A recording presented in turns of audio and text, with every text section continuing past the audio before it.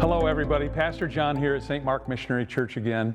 Many of you are probably wondering what in the world we're going to do about opening up ministry. Now that the state of Indiana is opening up some things, it's important for us to have a future plan in place. So I want to share that with you today as best I can. First of all, let me share with you what I already know for certain. I know for certain, for instance, we've talked about in the past that the mission here at St. Mark never changes, but the methodology has to.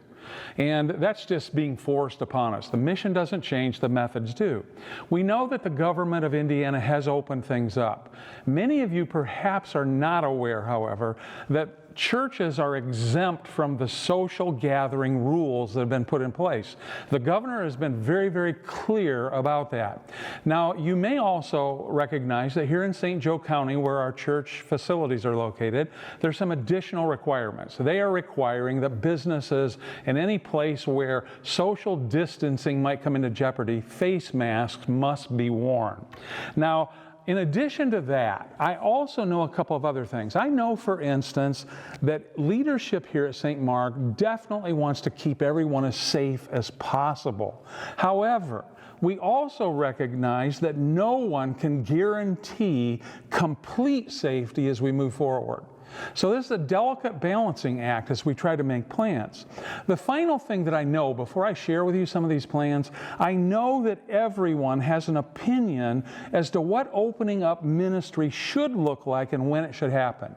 All of us have an opinion. However, in leadership, we literally need to make some decisions. So here is what the staff and myself have tried to put together as we move forward. Number one, we are hoping that small groups will begin to meet immediately, in person, when possible, and when people feel safe enough to do so.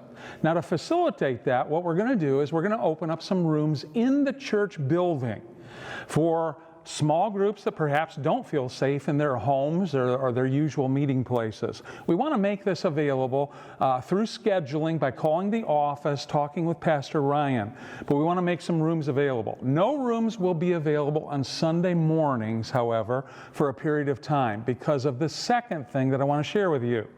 In regards to our worship services, corporately here at the church, we are planning to begin worship services May the 24th. That's Memorial Day weekend. We're going to start doing services, however, things are going to be different, as you can imagine. There will be, as we begin, 3 Sunday morning services with limited seating in the worship center and limited seating in overflow space upstairs in the student ministry upper room. The service times will be 8:30 in the morning, 9:45, and 11 o'clock. Each service lasting 45 minutes in length. That ensures us appropriate time to clean and sanitize between services, which is very, very important for everyone's safety. These services, we anticipate for a period of time, will be family services with no child care offered, no nursery, no children's ministry being provided. That will all come at a later date. We're anticipating opening up children's ministries and student ministries more approximately June 14th. And those details and plans will be forthcoming in the future.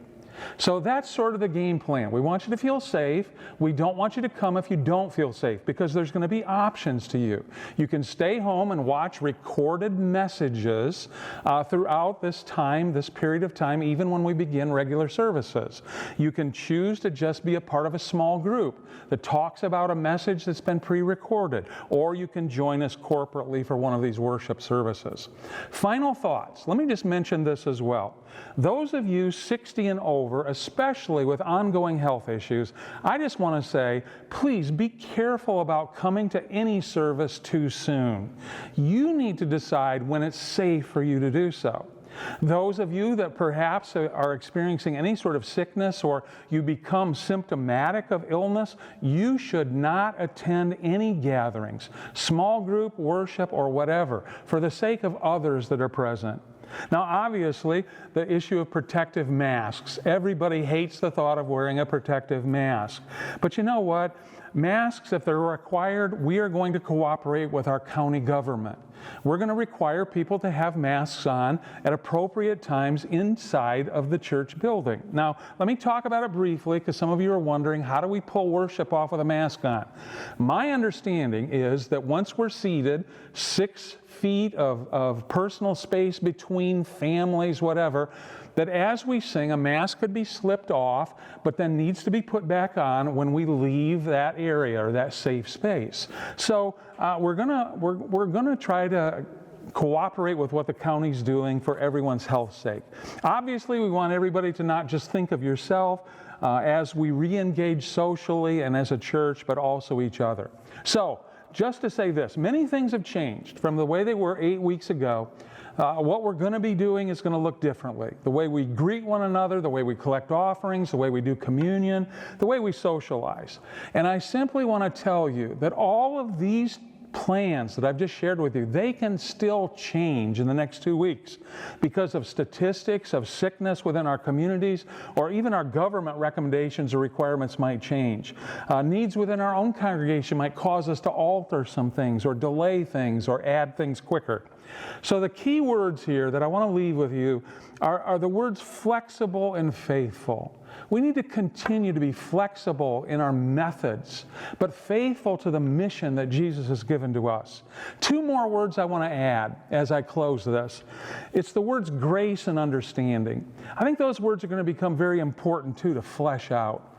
I believe it's going to be very easy to be a Monday morning quarterback in regards to plans, in regards to looking back after we've actually experienced something, to move forward. We've had to make decisions. And these decisions have been based on prayer, on wisdom, we hope. We're trying to honor the Lord here, and we're stepping out in faith with these plans. So this is it's a time for all of us to exercise charity and kindness to one another. And it's my prayer that the Lord continues to bless you as we seek to open up ministries here at the facilities of St. Mark Missionary Church. God bless you.